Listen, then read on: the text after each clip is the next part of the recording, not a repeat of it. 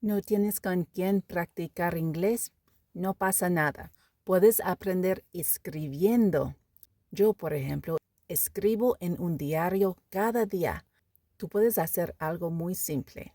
Responde a preguntas básicas en tu cuaderno. How are you? I am well. Where are you?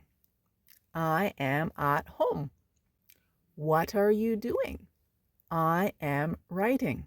La clave es escribir lo mismo muchas veces y después añadir nuevas palabras o expresiones. Acción pequeña repetida todos los días igual progreso seguro.